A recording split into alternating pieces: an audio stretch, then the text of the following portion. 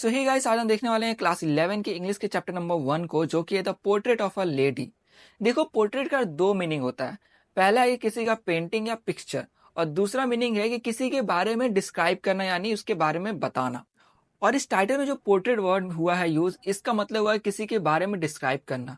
क्योंकि इस चैप्टर के राइटर खुशवंत सिंह ने अपने दादी के बारे में पूरा बताया है, पूरा डिस्क्राइब किया इस चैप्टर में। तो आइए चैप्टर को स्टार्ट करते हैं। राइटर कहते हैं कि मेरी दादी भी बाकियों की दादी की तरह एक बूढ़ी औरत है, और इन्हें मैं लगभग 20 साल से जानता हूँ। तब से ये बहुत ही बूढ़ी हैं और व्रिंकल्ड है, यानी कि झुर्रियां हैं उनके शरीर पर। लोग कहा करते हैं कि एक वक्त पहले वो बहुत ही जवान और सुंदर थी, और उनका एक हस्बैंड भी था। इसको सुन करके विश्वास करना बहुत ही हार्ड है, क्योंकि मेरे ग्रैंडफादर का पोर्ट्रेट, यहाँ पोर्ट्रेट का अर्थ हुआ जो तस्वीर है, वो मेंटल पीस, यानी जो उनके ड्राइंग रूम में फायर प्लेस है उसके ऊपर लगा हुआ है, जिसमें उन्होंने एक बिग टर्बन, टर्बन का अर्थ हुआ पगड़ी पहना है। और इनके जो कपड़े हैं वो बहुत ही लूज फिटिंग है, यानी बहुत ढीले ढाले कपड़े हैं। इनकी बहुत लंबी दाढ़ी है जो कि इनके चेस्ट तक पहुंच रही है। इनको देख करके लग रहा है कि ये कम से कम 100 साल के तो होंगे ही। और देखकर ऐसा बिल्कुल भी नहीं लगता है कि ये कोई ऐसे व्यक्ति होंगे जिनकी कोई वाइफ या कोई बच्चा होगा। लेकिन हाँ, देखने में इतना लग रहा था कि इनके बहुत बहुत सारे ग्रैंड चिल्ड्रन होंगे।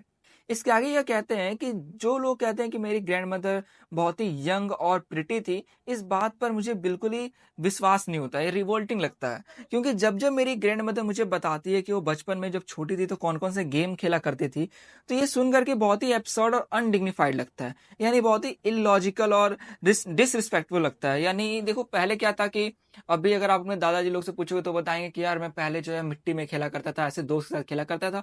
तो ये सब बात जो है इनको सुन के लगता था यार कितना अजीब है।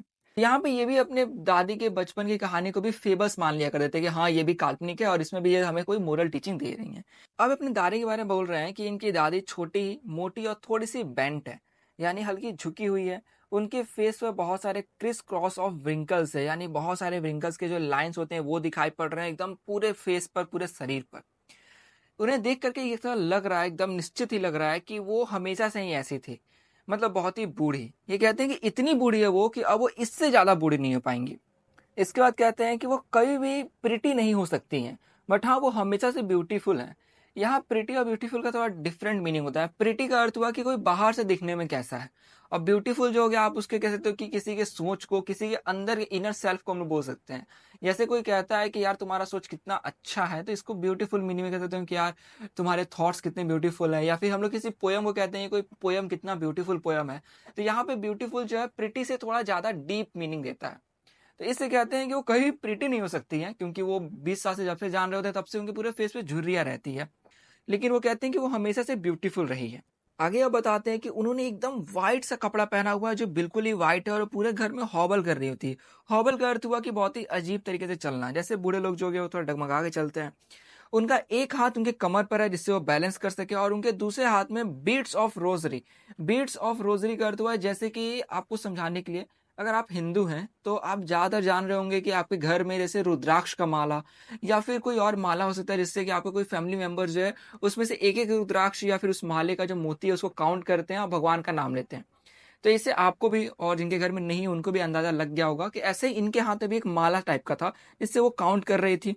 और वो इतना धीरे बोल रही थी जिससे कि उनका आवाज जो है वो आ ही नहीं रहा था। उनका फेस जो है पेल था, यानी एकदम फीका रंग था फेस पे। उनके फेस पे बहुत सारे पकड़, यानी कि झुर्रियां थी। उनके जो लिप्स थे वो लगातार मूव कर रहे थे, यानी वो जो प्रे कर रही थी जैसे कि भगवान का नाम लेना, लेकिन आवाज नहीं आ रहा था। उनके बाल जो है, यहाँ पे उसको कहा गया है silver locks where scattered untidily, यानी उनके जो बाल हैं जो कि पूरे व्हाइट रंग के हैं, वो बिल्कुल ही स्कैटर्ड, यानी कि बिल्कुल ही बिखरे हुए हैं, उसको उन्होंने सवार के नहीं रखा है। फिर भी वो कहते हैं कि हाँ, ये बहुत ही सुंदर है, यानी इनके पूरे इस कैरेक्टर को बोलते हैं कि बहुत ही सुंदर है। जैसे कि मान लो एक winter landscape in the mountains, यानी जैसे कोई ठंड के मौसम में या फिर कोई बर्फीली जगह में जो माउंटेन्स होते हैं वहां कितनी शांति से होती है, सेम ये भी वैसे ही है। इस चीज को डिस्क्राइब करते हैं an expense of pure white serenity. Expense का अर्थ हुआ एक बहुत ही फैला हुआ एरिया, और प्योर व्हाइट सेरेनिटी, सेरेनिटी का अर्थ हुआ कि बहुत ही शांत, यानी वो पूरी तरीके से शांत है। ब्रीदिंग पीस एंड कंटेनमेंट, यानी बहुत ही शांत है, और कंटेनमेंट का अर्थ हुआ कि अंदर से सेटिस्फेक्शन रहना, एक हैप्पीनेस रहना, जिसको बोलते हैं कोई आदमी बहुत ही कंटेनमेंट उसके अंदर है, यानी वो बहुत ही हैप्पी है, वो संतुष्ट टाइप से कह सकते हैं। ये और इनकी दादी दोनों एक दूसरे के बहुत अच्छे दोस्त हैं। देखो, राइटर के जो पेरेंट्स हैं वो सिटी में रहते हैं, और इसलिए ये अपने दादी के साथ यहाँ पर रहा करते हैं। ये कह रहे हैं कि इनकी दादी हमेशा से इन्हें सुबह उठाती हैं, इन्हें रेडी करती हैं स्कूल के लिए, और उस बीच जो है ये जब नहा रही होती है ना, उसी समय जो मॉर्निंग प्रेयर है वो भी एक मोनोटोनस, यानी बहुत ही डल आवाज में जो है सिंग सॉन्ग उसे गाती है, उसे प्रेयर कर रही होती है। अब देखो, अभी भी ऐसा होता है, अगर आप गांव में रहते हो या जाते हो तो पता चलेगा कि अभी जो बहुत बूढ़े लोग हैं ना, वो स्नान करते वक्त ही जो है हनुमान चालीसा जो है यह पढ़ा करते हैं, या कोई और प्रेयर कर रहे होते हैं। सेम ऐसा ही इनके साथ भी होता है, इनकी दादी भी यही करती है। ये कह रहे होते हैं कि इनकी दादी इन्हें सुबह उठाती है सोच करके कि ये भी सुनेंगे और दिल से समझेंगे कि वो क्या गा रही हैं या क्या पढ़ रही हैं। लेकिन ये कहते हैं कि भाई मैं बस सुन करके छोड़ देता, क्योंकि मुझे उनका आवाज पसंद था, इससे मैं बस सुना करता था। मैंने कभी भी इतना कष्ट नहीं किया उसे याद करने का कि वो क्या गा रही हैं, तो जो गा रही हैं उसको याद करने का। इनकी दादी वुडन स्लेट जो है इनका लेकर आती, उसे उन्होंने पहले से धो कर रखा हुआ था, और उसके बाद वो चौक लेकर रख देती, उस पर एक इंक पॉट देती और रेड पेन इनको दे करके, मतलब पूरा बंडल में बांध करके इन्हें फिर दे देती इनकी दादी।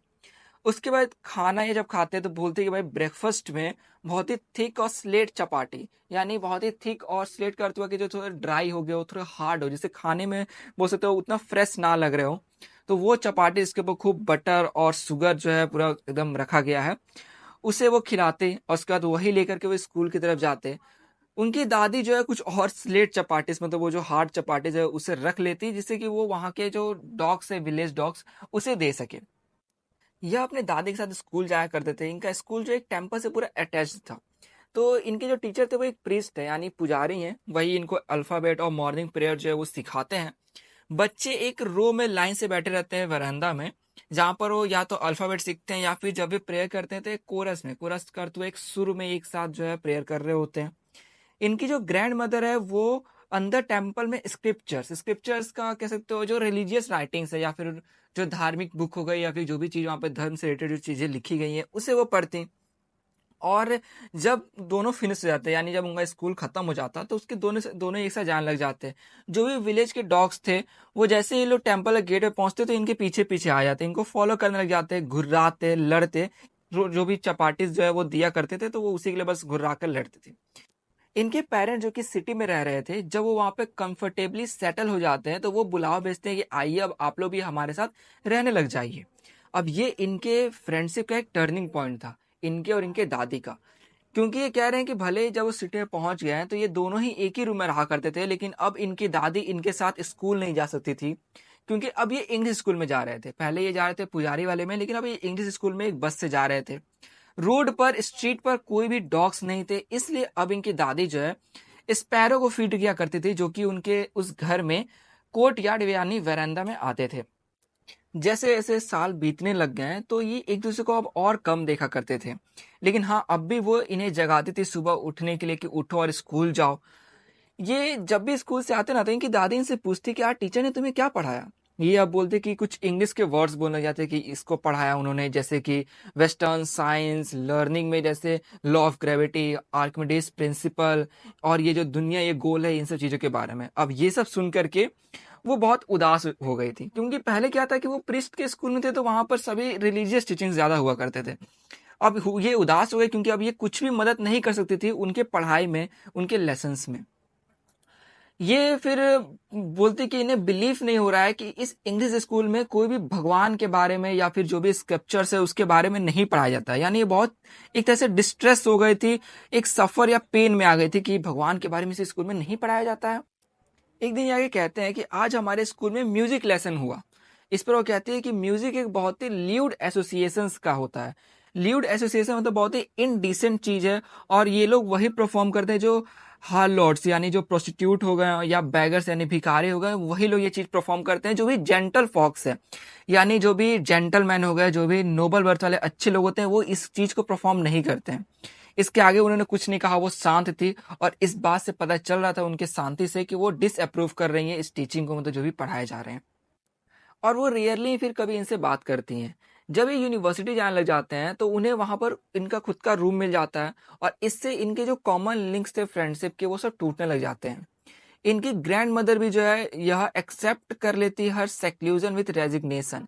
इसका अर्थ हुआ कि सेक्लूजन का अर्थ हुआ अकेले रहना, और रेजिग्नेशन का अर्थ है कि बिना ऑब्जेक्शन के वो एक्सेप्ट कर लेते हैं कि हाँ, वो अपने ग्रैंडसन से दूर हो गई हैं, वो अकेले हो गई हैं और वो अकेले ही रह रही हैं, तो इस चीज को एक्सेप्ट कर लेती हैं। वो अपना पूरा वक्त स्पिनिंग व्हील पे बिताने लग गई थी।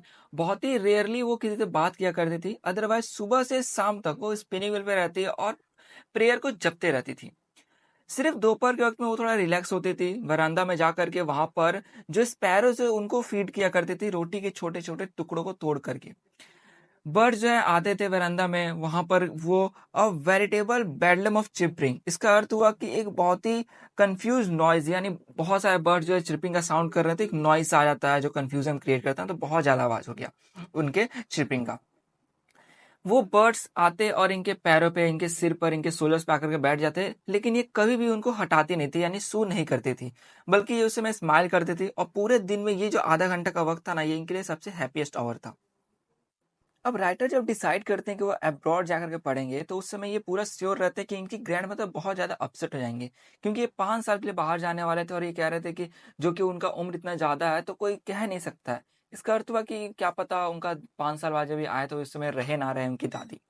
तो ये सोचते हैं कि वो बहुत ज्यादा उस समय उदास हो जाएंगे जब ये जाएंगे, लेकिन ऐसा नहीं था। इनकी जो दादी थी वो बिल्कुल भी सेंटिमेंटल नहीं हुई। वो आई इनको रेलवे स्टेशन पे छोड़ने के लिए, लेकिन वो कुछ भी बात नहीं की, कोई भी इमोशन नहीं दिखाए। वह पूरे वक्त प्रेयर जप रही थी और उनका हाथ बिजी था वो रोजरी में लगे बीड्स को गिनने में, यानी वो माला जपने में बिजी था। वो आती हैं एकदम साइलेंटली, इनके फोrehead पे किस करती है माथे पर।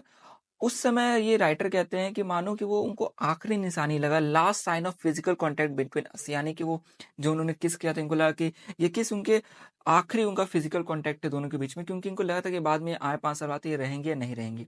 लेकिन जैसे ही 5 साल बाद ये घर आते हैं तो इनकी दादी स्टेशन पे आती है इनसे मिलने के लिए। वो बिल्कुल भी बूढ़ी नहीं लग रही थी। उस समय वो कुछ बोल नहीं रहती है, वो आती हैं सीधे और इनको गले लग जाती है। उस समय ये प्रेयर जो है वो जप ही रही होती हैं। आज ये पहला दिन था इनका घर पहुंचे हुए, लेकिन ये जाकर देखते हैं तो इनकी दादी का अभी भी जो सबसे हैप्पीएस्ट मोमेंट रहता है वो होता है स्पैरो को फीड करना। वो अब कुछ देर तक स्पैरो को फीड किया करते थे, उसके साथ ही वो फ्रिवोलियस रिब्यूक्स यानी हल्की डांट लगाती थी। जैसे मान लो स्पैरोस को जो है सब हल्की डांट लगा के कुछ बोलना, क्योंकि अब वो बूढ़ी हो गई थी तो वो ज्यादा वक्त इसी चीज में बिता रही थी। शाम के वक्त में इनको थोड़ा चेंज दिखता है। वो इस वक्त प्रे नहीं कर रही थी, बल्कि उन्होंने कुछ औरतों को जो आसपास की थी नेबर में, उनको बुला करके वह एक ओल्ड ड्रम को बजाते हुए गाना गाना शुरू कर दी। वो कुछ घंटों तक उस ओल्ड ड्रम को, जिसे कहा गया है sagging skin of dilapidated drum. Sagging skin यानी वो जो ऊपर का सर्फेस था वो लूज था, और डिलापिडेटेड ड्रम का अर्थ हुआ कि वो फटा हुआ ड्रम था, मतलब पुराना ड्रम था। उसको बजाती और वो गा रही होती है जैसे होम कमिंग ऑफ वॉरियर, जैसे वॉरियर कभी अपने घर आते हैं, या फिर बोल सकते हो कोई टाइटल टाइप का ये सॉन्ग का वो गा रही होती हैं। वो बहुत ज्यादा ना गा ले, मतलब ओवर स्ट्रेन अपने आप को ना करे, इसलिए ये लोग जा करके उनको रोकते हैं। और इस बार राइटर कह रहे थे कि पहली बार था जब उन्होंने देखा कि उनकी दादी जो है शाम को उसमें प्रे ना करके ये काम कर रही थी, ये गा रही थी। अब अगली सुबह वह बीमार हो जाती है, उनको हल्की फीवर रहती है। डॉक्टर कहते हैं कि चलो ये फीवर जो है ये चला जाएगा, लेकिन उनकी ग्रैंड मदर को थोड़ा डिफरेंट उनका सोच था, वो दूसरा से सोच रही थी। वो कहती है कि उनका अंत अब नियर है, मतलब पास है, और कुछ ही घंटों बाद उनकी मृत्यु हो जाएगी। उनका ये जो लाइफ का चैप्टर है लास्ट, वो बंद हो जाएगा, यानी वो मर जाएंगी। इसलिए वह ओमिटेड टू प्रे, यानी वो सब कुछ छोड़ करके प्रे करने लग जाती है। वो यहाँ तक इन लोगों से बात भी नहीं करती है, ताकि इनका और वक्त ना बर्बाद हो, और वो प्रे करती रह जाती है। सभी लोग प्रोटेस्ट करने लग जाते हैं, यानी सब ऑब्जेक्शन करने लग जाते हैं कि नहीं ऐसा मत कीजिए, लेकिन वो शांति से सोई हुई रहती हैं बिस्तर पर, और उस माला को हाथ में लिए हुए भगवान का प्रेयर कर रही होती है, मतलब माला जप रही होती है। इससे पहले कि लोग कुछ और कहें, उनका जो लिप्स है वो रुक जाता है, उनके हाथ में जो रोजरी रहता है, वो माला जो रहता है वो नीचे गिर जाता है उनके लाइफलेस फिंगर से, यानी बेजान उंगली से। उनका पूरा फेस जो है वो पेल, और पेलर का अर्थ हुआ कि पेल अपीयरेंस देना, यानी एकदम पीला पड़ जाना या बेरंग सा दिखना। और इससे पता चल रहा था कि वो मर चुकी हैं। इन लोगों ने फिर उन्हें बेड से उतार करके नीचे रखा, क्योंकि ये उनका कस्टमरी था, यानी परंपरा था, उनका ट्रेडिशन था। और उसके बाद उनके ऊपर रेड श्राउड यानी लाल कपड़ा पूरा कवर कर देना, बांध देना। कुछ घंटों तक मोर्निंग यानी वही विलाप करने के बाद वो लोग उन्हें अकेला छोड़ के उनके फ्यूनरल की तैयारी करने चले जाते हैं। शाम होता है तो उनके रूम में क्रूड स्ट्रेचर यानी जो नेचुरल हो या सिंपल स्ट्रेचर टाइप का, जैसे कि गांव में आपने देखा होगा जब कोई मरता है तो बांस का बनाया जाता है, काट करके, तो उस टाइप से इनके लिए बनाया गया था, इनके रूम में लाया गया ताकि इन्हें क्रीमेटेड यानी उनके बॉडी को जलाने के लिए ले जाया जा सके। ये लोग जैसे ही वरांदा में पहुंचते हैं तो उस समय शाम हो रहा होता है, तो सूरज का जो पूरा लाइट है वो गोल्डन लाइट पूरे वरांदा में और पूरे उनके रूम तक में, जहाँ पर वो पहले थी जिनका बॉडी रखा हुआ था, वहां तक पूरा फैला हुआ रहता है। और ये लोग वेरांदा में रुकते हैं तो ये लोग देखते हैं कि पूरे जो बर्ड्स है वो वेरांदा से लेकर के उनके रूम तक जहाँ पर वो पहले थी वहां तक पूरे स्कैटर्ड रहते हैं। कोई भी चिपिंग के साउंड नहीं कर रहे होते, मतलब आवाज नहीं कर रहे होते हैं। तो इन्हें थोड़ा बुरा लगता है बर्ड्स के, तो इनकी जो माँ है वो जाती हैं और ब्रेड्स, यानी आप रोटी कह सकते हो या फिर नॉर्मल ब्रेड कह दो, जो भी है ठीक है, उसे ले करके आ करके वो तोड़ करके उनको दे देती है छोटे छोटे टुकड़ों में, जैसे कि वो उनकी दादी दिया करती थी। लेकिन स्पैरो कुछ भी नोटिस नहीं करते हैं, मतलब वो ध्यान ही नहीं देते उस ब्रेड पर। फिर ये लोग उस फिर उठाते हैं उस कॉप्स को और लेकर चले जाते हैं, तो वो सब जो स्पैरो वो भी शांति से उड़ जाते हैं। फिर अगली सुबह जो स्वीपर आते हैं तो उसके बाद वो पूरा साफ कर देती है, जितने ब्रेड के क्रम्स थे यानी वो छोटे छोटे टुकड़े वहाँ पे जो नीचे थे वो सब वो साफ करके डस्टबिन में रख देती है। तो ये था पूरे इस कहानी में, इसके अंदर खुशवंत सिंह अपने दादी के साथ रहे हुए वक्त को और उनका कैसा व्यवहार था उन सब चीज़ों को इसमें बताया है। जब वो छोटे थे तब से लेकर वो बड़े हुए तब से पूरा क्या क्या चेंजेस आए उन सब चीज़ों को। तो आशा करूँ आपको वीडियो अच्छी लगी हो। वीडियो अच्छी लगी तो प्लीज़ लाइक कर दे, दूसरों से शेयर कर दे, चैनल को सब्सक्राइब करना बिल्कुल भी ना भूलें। और हाँ, मिलते हैं हम नेक्स्ट चैप्टर के वीडियो में।